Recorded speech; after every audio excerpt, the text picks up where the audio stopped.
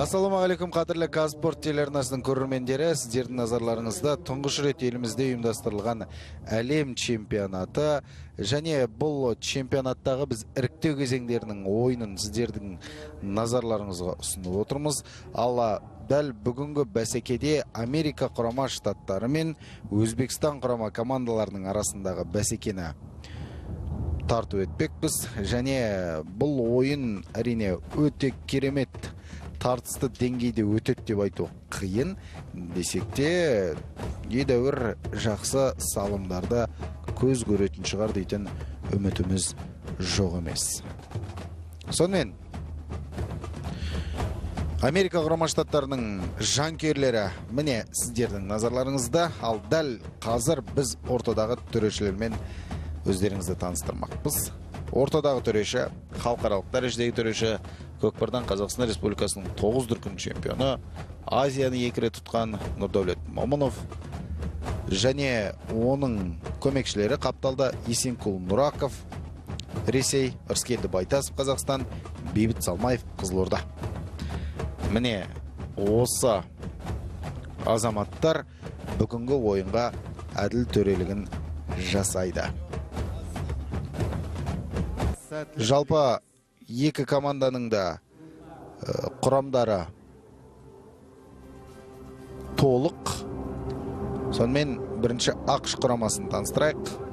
Джеймс Николас бірінші нөмірде, екінші нөмірде Ричард Брэндон, үшінші нөмірде Гарни Крид, Америка құрама штаттарының ең белді ойыншысы, төртінші нөмірде Голден Гарник, бесінші нөмірде Скотт Симмерман, алтыншы нөмірде Джей Гивенс, жетінші нөмірде Брок Хэррис, сегізінші нөмірде Чандлер Минтон, тоғызыншы нөмірде Ти Джей Молтон, оныншы нөмірде Брайан Минтон, 11-ші нөмірде Геррит Эдингтон. Өзбекстан құрамасы сіздердің экрандарыңызда. Бірінші нөмірде Букубеев Захиджон, екінші нөмірде Избосор Азимов, үшінші нөмір Заман Тюмебеков, төртінші нөмірде өнер көрсететін Шабандоз Жаникул Умаров, бесінші нөмірде Тулеган Маликов, алтыншы нөмірде Шерали Биркулов, жетіде Азамат Холмирзаев, сегізде Жамалуддин Умирзаков, тоғызда Шерзот Нуралиев, 10-шы нөмір Әлшер Расулов, ең үздік қорғаушылардың бірі, 11-де Солим Сабиров, ал 12-де Құдырат Жураев деп жазған екен. Міне жаңа ғана айтқан Салим Собировтың керемет шабуылы болатын, бірақ әдегеннен бір салымды салып кетем деп ойлаған Америка құрама штаттарына қарсы, алайда шеберлігі дұрыс жүзеге аспай қалды. Оны өздеріңізде көрдіңіздер. Скай Гарник міне сіздердің назарларыңызда. Америка құрама штаттарының осы елде өнер көрсетуіне бірден бір себепкер болып жүрген азаматтың бірі һәм бірегейі. Серке мәресізігінің жиегінде жатып, дәл ортаға түспей қалған жағдайда, онда өздеріңізге белгілі ортада жалпы командалық тартыс болады. Сол командалық тартыстың нәтижесінде Өзбекстан құрамасының екінші нөмірдегі ойыншысы Избасар Азимов Серкені тақымға басып жүр. Америка құрама штаттары қорғаныста өте жақсы өнер көрсетеді. Барлығы палуан жігіт, кішкене аттың тізгін ұстауында,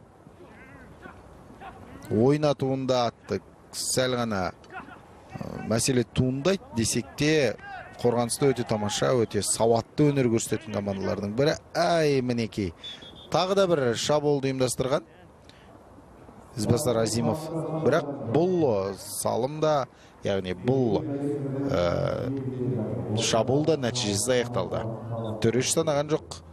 Сіздердің назарларыңызда Рахимжан Ходжиматов, команданың бас бапкері, Қазақстандағы көкпарлардан қалмайтын жігіт, өзде кезінде көкпар шапқан.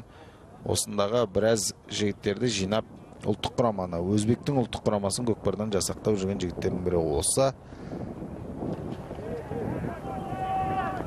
Америка құрама штаттарының қорғанысын көрдіңіздер, екі шабуылды нәтижесі етті. Бірақ Өзбекстан құрамасының жігіттері мықты, жерден ілуде, Серкені тақымға басып жүруде баршасы командалық қарсыластарына қарағанда жақсы екені көрініп ақ тұр. Оған себеп бұл жігіттер оңтүстік Қазақстан облысында көп шабады, Шымкентке келіп тұрады.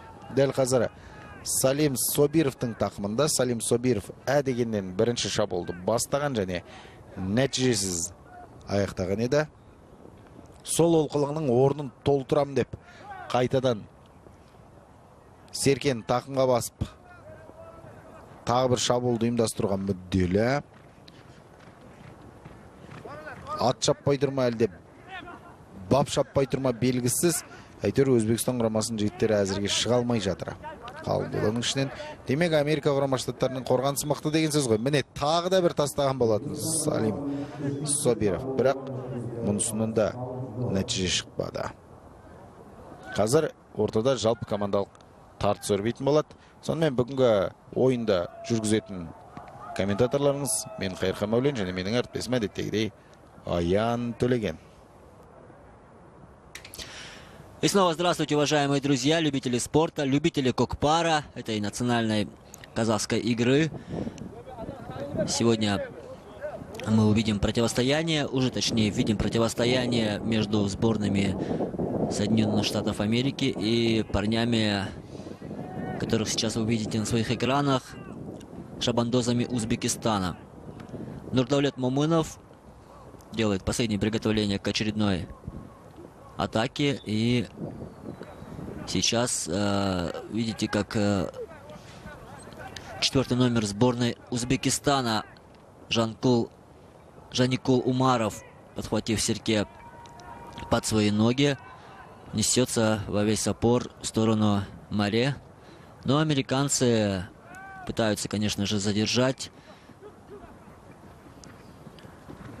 правильно провести оборонительные действия, но не успевают они за очень быстрым четвертым номером Умаровым Жаникулом. Тем самым счет в этом противостоянии открыт благодаря этому спортсмену. Практически слился по цвету кожи, точнее масти, со своим конем шабандоз. И очень так органично смотрится на самом деле форма узбекского шабандоза и масть коня под ним. Показывают нам представителей американского посольства. Практически на все игры своей команды они приходили большими группами. Оно и понятно. Не каждый день, конечно же, увидишь такое большое количество американцев в далеком от них Казахстане. Но вы знаете, что очень большая команда приехала во главе с тренером американцев Скаем Гарником в нашу страну. И для того, чтобы набраться опыта, приобрести навыки в этой игре кочевников. Снова узбеки берут Серке в свои руки. Американцы, вы видите, практически всем составом сейчас облепили со всех сторон. Даже не видно, какой номер сейчас внутри. Да, третий номер сборной Узбекистана. Это Заман Туймибеков. Сумел все-таки вырваться.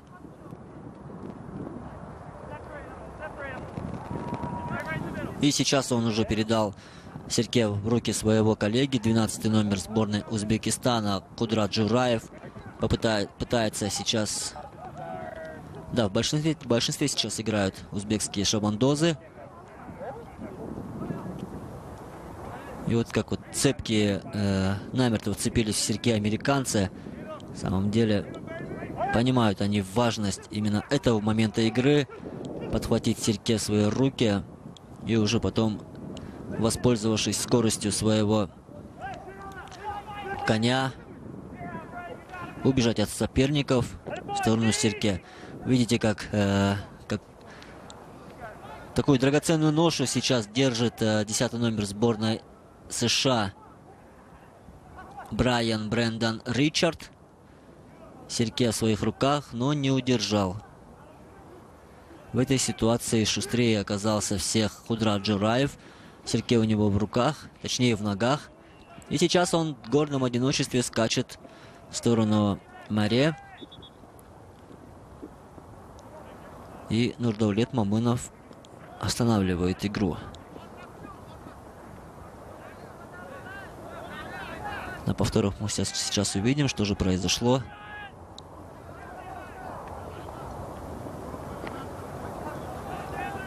Взбадривает своего коня узбекский Кокпарше. И 10-й номер сборной США. Все тот же Брайан Минтон попытался ему оказать сопротивление. Подключился уже 11-й номер сборной Соединенных Штатов Америки. Практически возле самого моря сейчас идет борьба.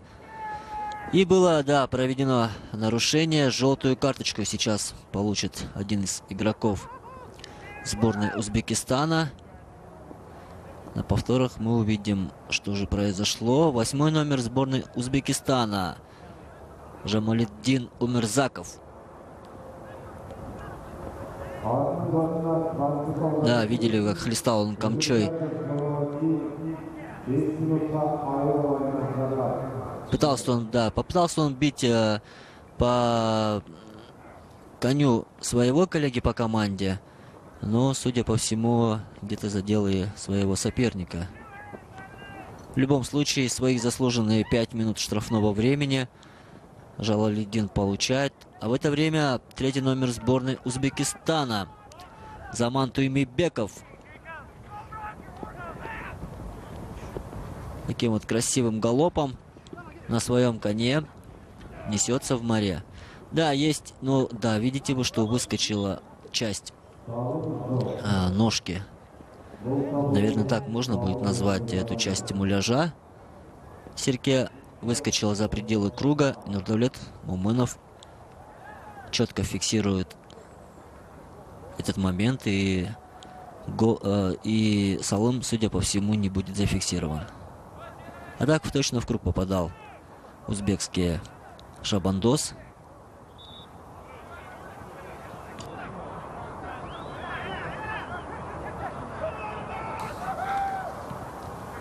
Третий номер сборной Узбекистана пытался взять Серке в свои руки. Снова берет он. На этот раз уже более удачно. И здесь самое главное теперь в этой толкучке Заман Туймибеков сам практически в одиночку справился со всей командой сборной США. Но снова со второй попытки у него не получается добиться успеха.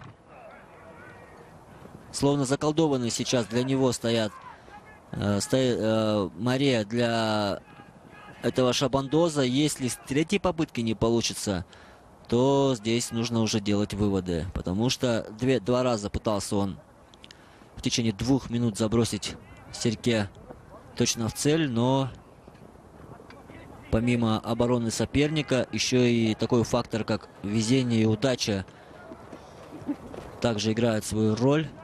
Сразу 3 американцев с разных сторон облепили до этого узбекского Шабандоза. И успел он перекинуть Серке в руки своего коллеги. Сейчас 4-й номер сборной Узбекистана Жаникул Умаров. Вот он на ваших экранах крупным планом пытается оторваться от своих преследователей. Да, счет 2-0 в пользу сборной Узбекистана. Игра сейчас проходит для них хоть и нервно и напряженно, но вполне-таки хорошие по очкам.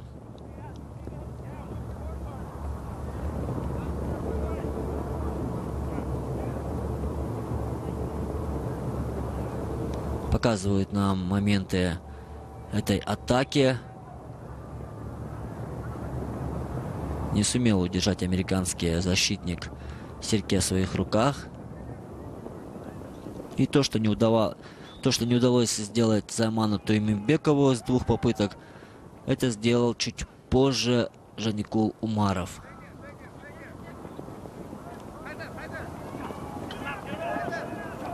За пределы поля сейчас выскочил Избосор Азимов. Это означает, что игра для них начнется снова с середины поля.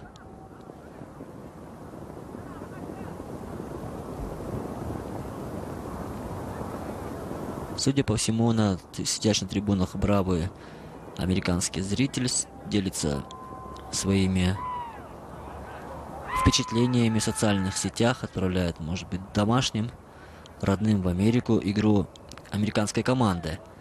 Сейчас Скотт Циммерман против Захиджона Букабаева проводят чек-пижек. Кто из них первый сможет взять серьги в свои руки? 5-й номер сборной США. Сейчас, видите, упорно держит своего соперника на дистанции, но и сам в порыве поединка не удерживается в седле. Задачу минимум он выполнил. Не пустил своего соперника, но задача максимум, тем не менее, осталась нереализованной.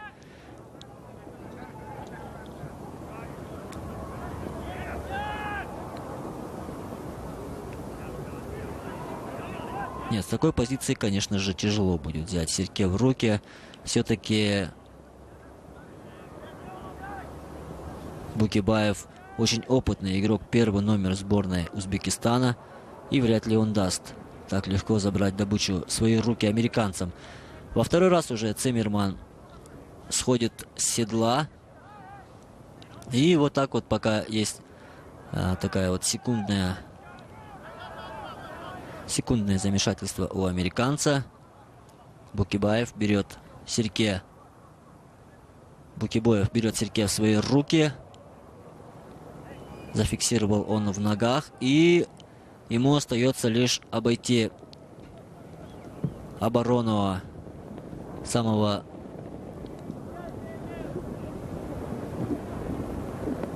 как еще назвать можно будет американца Крида Гарника, самого расторопного, самого видного участника американской команды, с чем успехом и справился первый номер сборной Узбекистана Захиджон Букабоев. Вот на наших экранах идет на заслуженный отдых в стан своей команды. Буквально секунды не хватило американцу для того, чтобы выйти на перерез своему сопернику и, сбив с толку, не дать забить салым в очередной раз в пользу узбекской команды.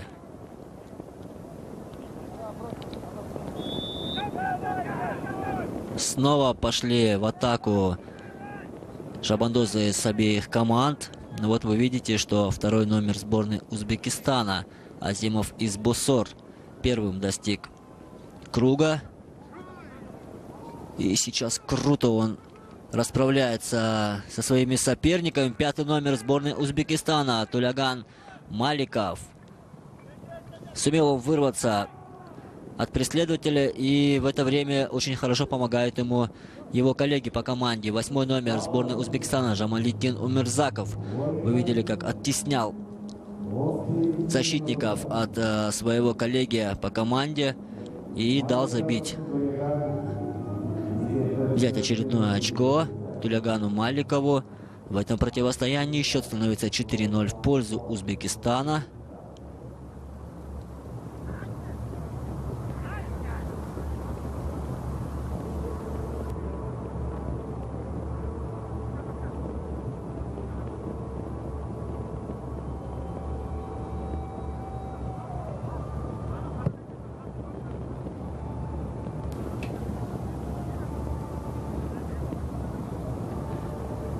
Нурдавлет Маумунов ждет, пока команды станут и будут готовы на старте.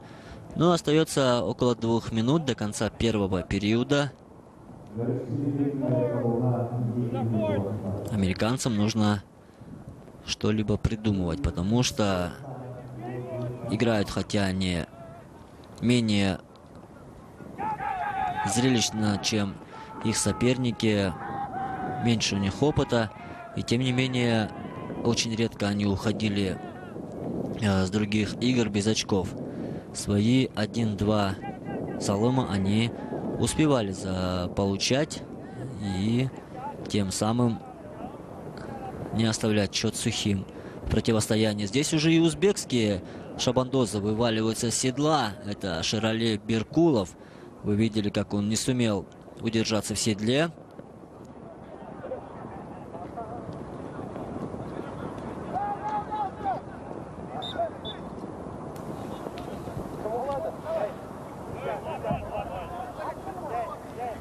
И хорошо разгорячились, разогрелись американские ковбои.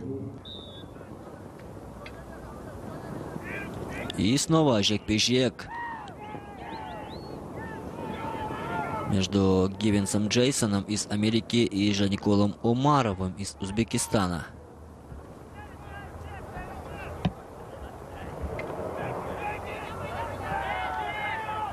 Вот берет серьги в свои руки Джейсон, но его соперник поступает очень грамотно в этой ситуации. Позволив поднять серьги американцам, он молниеносным движением перехватывает точнее серьги. И сейчас 4-й номер сборной Узбекистана Жаникол Умаров, один из сильнейших шабандозов в этой команде, попытался поставить точку в первом периоде, но эта атака не увенчалась у него успехом.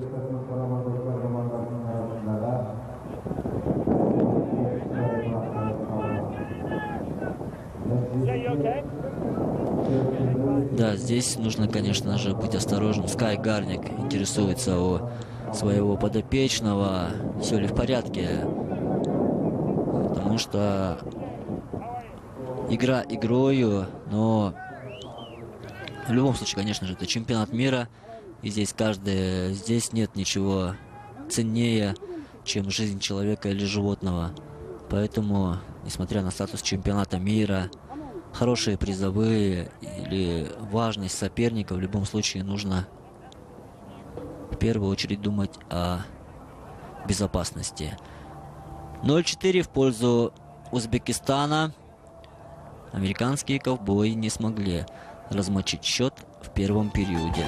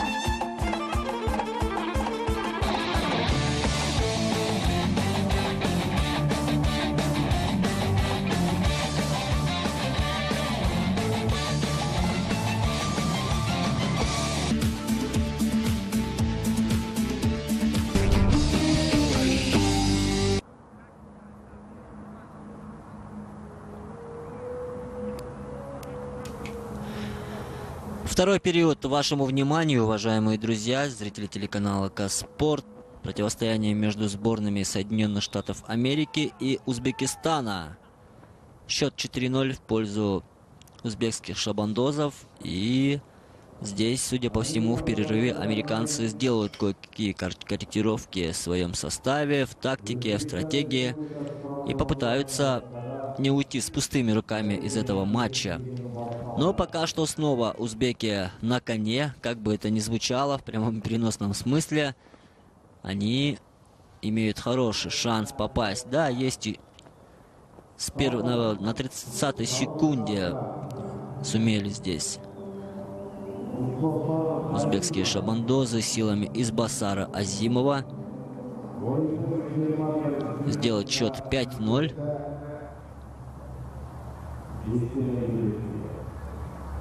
Очень такая молниеносная атака.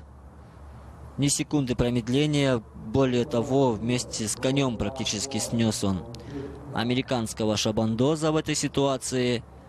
И Нурдаулет Момынов в очередной раз ждет, когда спортсмены станут у старта для того, чтобы начать новые атаки.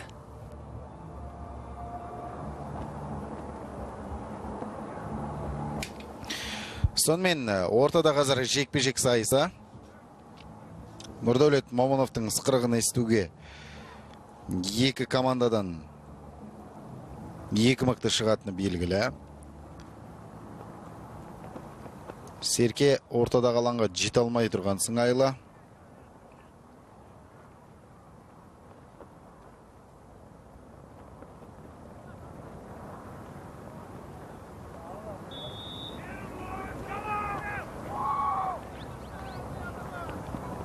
Міне кіші шеңберде жатқан Серкеге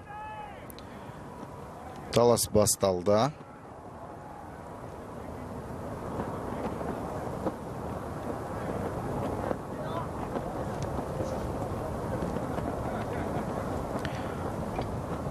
Бестен нөл есебімен Өзбекстан құрамасының жігіттері алға озған жайы бар.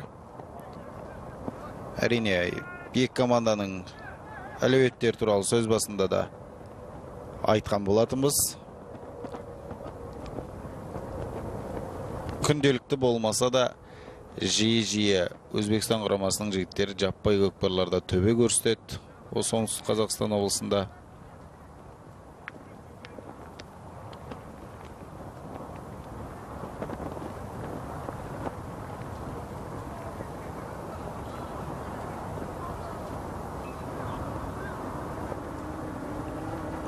Қазір жерде жатқан Серкені еңкейіп, жерден көтеруге барын салып жатыр.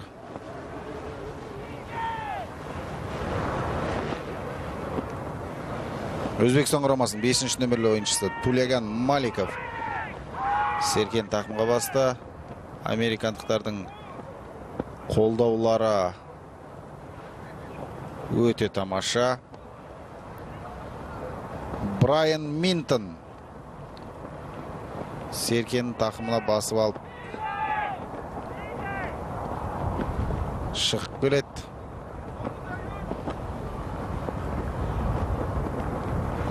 Әрең ұстап отыр. 3-ші нөмірдегі Заман Түймебеков дейтін көкпаршы көмектескісі келеді. Өзбек жігіттерінің де гоу деп айқайлаған дауысын естіп отырмыз. Ал енді бар күшін сақтап жеткізе қой енді. Тамаша. Бұл салым. Брайан Минтон болуға тиісті.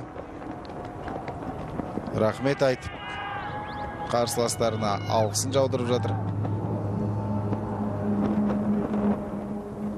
Брайан Минтон осылайша ойынның 25-ші минутында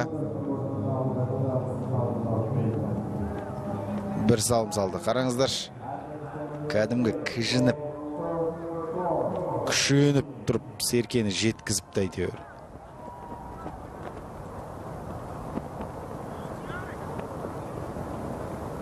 Аттың үстіне әзірге дұрыс отырғанда тәубе етіп жүрген жігіттер екені белгілі. Есесіне жанкүйерлер өте мықты.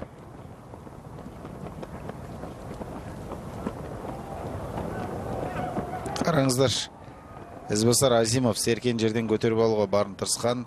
Атты жақындатып барып еңкею керек. Міне 8-ші нөмірдегі Жамалуддин Умирзаков Серкен жерден көтеріп алған, бірақ ойын алаңның сыртына шығып кетті. Демек ортада жекпе-жек сайысы болады деген сөз. Нурдаулет Момыновтың ысқырығы естілді.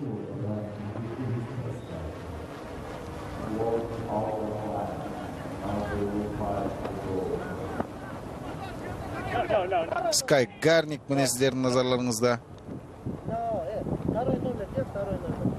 Америка құрама штаттарының Wait right here, Shannon. жаттықтырушысы. Қазақ жігіттері де көмектесіп жүр. Гивенс Джейсон мен Захиджон Букибаевтың арасындағы жекпе-жек. Ой, мына жирен қасқамен Гивенс еңкейім дейді. Бірақ Захиджон Букибаев оған мүмкіндік бермей жатыр. Ой, тамаша, енделу керек осы жерде. Керемет. Аят деген ай. Захиджон да кішкене қолдап жүрсе болады ғой енді. Бірақ қанша дегенмен жеңісті бермеу керек. Салымның санын еселеу керек дегендей.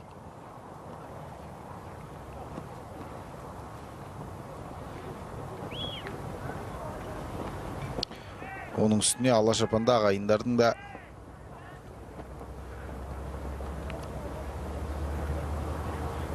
керемет өнер көрсетіп жүргендері шамалы көкпардан, сондықтан осындай ойындарда әжептәуір тізгінді босатып алғысы келеді. Қараңыздаршы, америкалықтар кәдімгідей таласып жүр. Өте тамаша.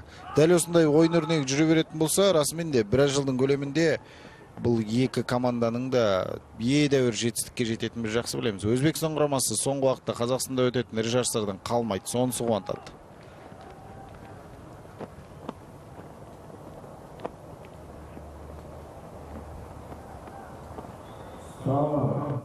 Нәтиже жоқ емес. Тағы да бір салымның авторы анықталды. Азамат Холмерзаев.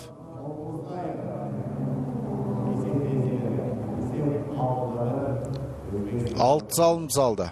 Алтыда бірге жеткізді осылайша. Әрине бір салымда енді Өзбекстан құрамасының жігіттері мұхиттың арғы жағынан келген қонақтарға Азияға қош келдің деп қонақжайлығын көрсетіп бір салымды сыйға берген жасырын емес.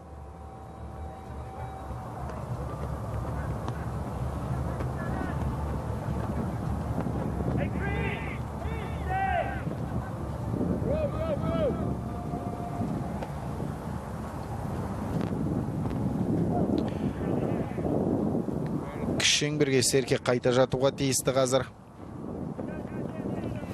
Жалпы қадірлі телекөрермен, бұл ақпаратты айтудан шаршамаймыз. Бұл әлем чемпионаты елімізде өткені тұңғыш рет ұйымдастырылды. Мұндай байрақты бәсекені ұйымдастыру әрине елдегі тәуелсіздіктің, тұрақтылықтың арқасы екені белгілі. Экспо 2017 халықаралық мамандандырылған көрмесінің аясында өтті. Бұл көрмеде елдің абыройын асқақтатқан еді. Енді әлем чемпионаты көкпардан бір рет жалауын желбіретті. Бұдан кейін тоқтамастығын тоқтамай жыл сайын дәстүрлі түрде жалғасын тапқанын қалаймыз. Өйткені ұлттық спортымыз ұлықталып жатса, әлемдік деңгейі көтеріліп жатса, ол біздің мерейіміздің асқақтағаны. Ал биылғы әлем чемпионатына 11 команда келді, негізінен 12 команда қатысу керек болған. Алдын ала 1,5 ай бұрын жеребе тарту рәсімі өтті. Сол жеребе тарту рәсімінде 12 команда кім-кіммен ойнайтыны, қайсысы қай топта өнер көрсететіні баршасы да анықталған кезде, тура жеме-жемге келгенде, тұқым аузына тірелгенде дейміз, Әзірбайжан құрамасы келе алмай қалды. Әрине өкінішті. Дегенмен де 11 командадан 200-ден аса спортшы келіп, мінеке өнер көрсетіп жатқан жай бар. Кудрат Жураев, Өзбекстан құрамасының 12-ші нөмірдегі ойыншысы.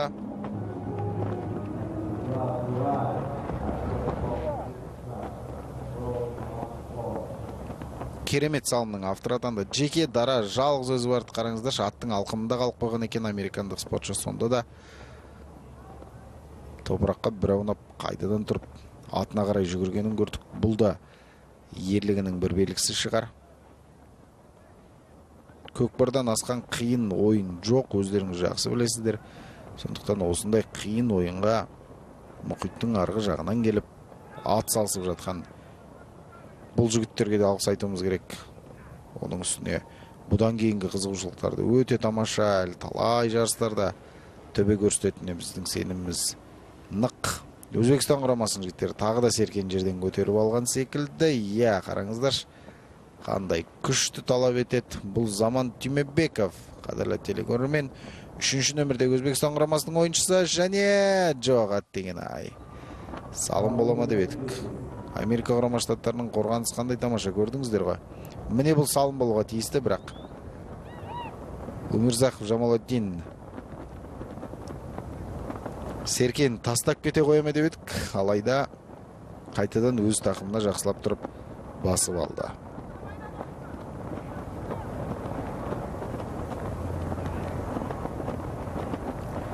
Жирен төбелмен келді мәренің үстіне, бұл салым, қадірлі телегөрмен.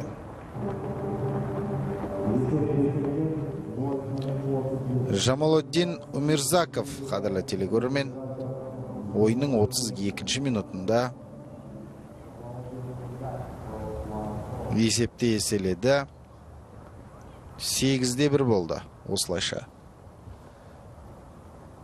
8 салым айырмасымен, яғни 7 салым айырмасымен алда келеді. Төбел Жирен расымен де басы қайым екені көрініп тұр. Міне Атамекен Рүстемовті көріп отырмыз. Ұлттық құраманың ойыншысы. Оның қасында Есжан Құрманбай, Әулиеата құрама командасының ойыншысы. Әулиеата клубының Жамбыл облысы, еліміздің 9 дүркін чемпиондарын шығарған клубтың мүшелері отыр. Қараңыздар, қалай енкет осындай кезделік бетсе ғой, шіркін ай. Бірақ өкініштісі, осы жердегі Серке заманнан артылмай жатыр өзі. Заман дегеніміз осы Өзбекстан құрамасының ішіндегі ең белсенді ойыншы. Өзі қазақша таза сөйлейді Заман Түймебеков, қадірлі телегөрмен. Арасында болдық, араластық. Алматыда көп жүрген екен, Қазақстанда көп тірлік бітіріпті. Қазір енді сол Өзбекстанда өз елінде осы көкпармен айналысады. Бойы ұзын, салмақты, күшті палуандардың бірі һәм бірегейі. Жерден Серкені көтеруінің өзінде де бір мән бар. Міне оның әріптесі Тулеган Маликовтың тақымында Серке, бірақ Американың жігіттері жабысып алған Серкеге жан-жақтан кеп қаумалап. Қараңыздар, қолдарының күш қолдығын жібермейді шіркіндер. Міне командалық әріптесіне ұзатып жібергенін көрдіңіздер.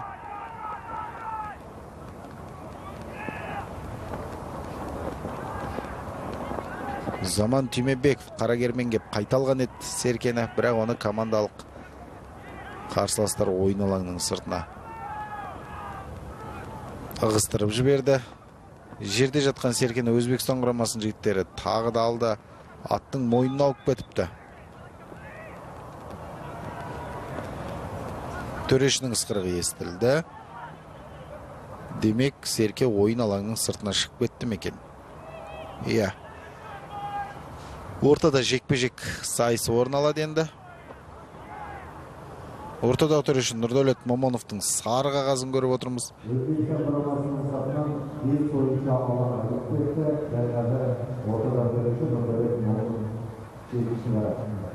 Иә, Заман Түймебековке берген екен. Жаңа Заман Түймебеков ойын алаңның сыртына шығып кеткен кезде оның орнына басқа спортшы кірген автомат түрде, одан кейін өзі қайтадан кіргендіктен бұл жерде расымен де Нұрдәулет Момонов қара нарға отырғызуға міндетті. 5 минутқа айып алаңына жіберді.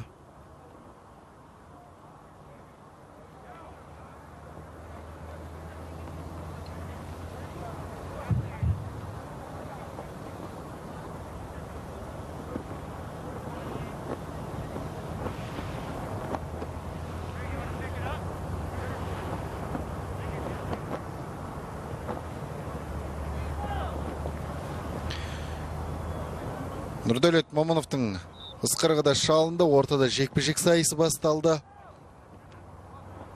Салим Собиров жерден Серкен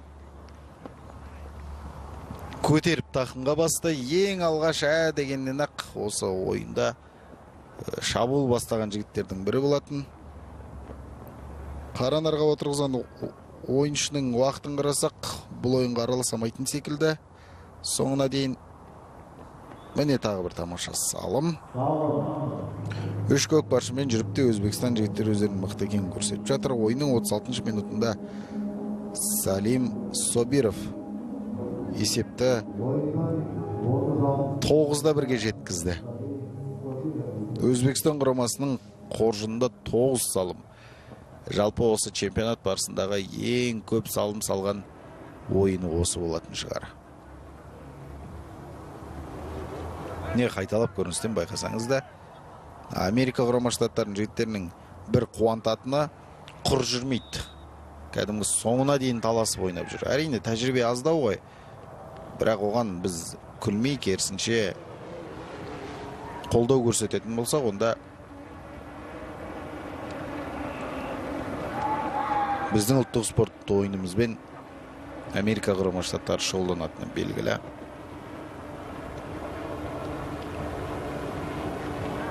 Басысы атта өте жақсы отырады. Енді ақырындап Серкен тақымға басуда, жерден ілуді, мәреге тастауда үйреніп кетеді. Басысы күштері бар. Құрыш қолды, сон білекті жігіттер екен баршасы да. Тағы да Өзбекстан құрамасының жігіттерінің кезекті бір шабуылы. Жаникул Умаров мінекей. Өте керемет салымның автор атанды, қалың доданың арасынан әкеп тастап біткенін көрдік. 37 минутта Жаникул Умаров керемет салым салды. Қазір қайталап көріністен байқайтын боламыз. Қандай әдемі салымның автор атанғанын. Не қараңыздар? Қалың дода қаумалап келіп бағылған кезде аттың тізгінін әдем бұрды да Серкен тастай салды. Американың жігіттері тіпті Серкен тастай қалады деп күтпеген сыңайлы ол жерде.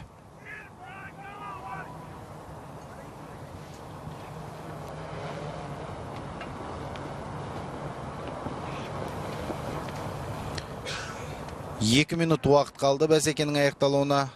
9 салым айырмашылығымен. 11 есебімен Өзбекстан құрамасы алда келеді. Міне тағы бір шабуылды ұйымдастыруға ниеттеніп шығып келе жатыр. Өзбекстан құрамасының жігіттері бұл 6-шы нөмірдегі Шерали Биркулов. Шерали Биркуловтың да бұл шабуылы нәтижелі аяқталатын секілді. Мәренің қақ ортасында Серке жатыр. Бұл да салым. 36, 37, 39 минут. Екінші кезеңнің соңғы сәттерінде Өзбекстан құрамасының жігіттерінің екінші тынысы ашылғандай. Шерали Биркулов 11-де 1-ге жеткізген көкпарша шабандоз. Бәсекенің аяқталуына енді небәрі 1 минут қана уақыт қалды. Сондықтан бұл бәсеке осылайша өз мәресіне жететін сыңайлы ғой.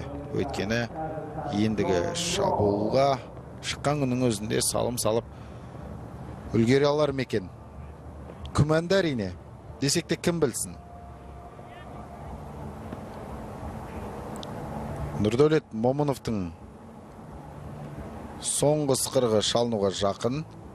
Дегенмен қазір Серке кішеңберге келіп түсетін болса, онда ойынды бастайды. Және нақты 40 минутқа толғанда барып тоқтататыны белгілі.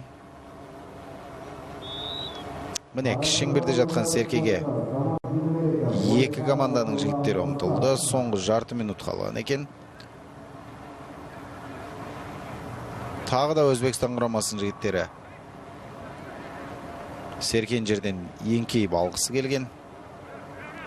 Келген бойда еңкейді. Ештеңеден қорықпайтын азаматтар екен. Қорқақ адам көкпар шаппасы белгілі.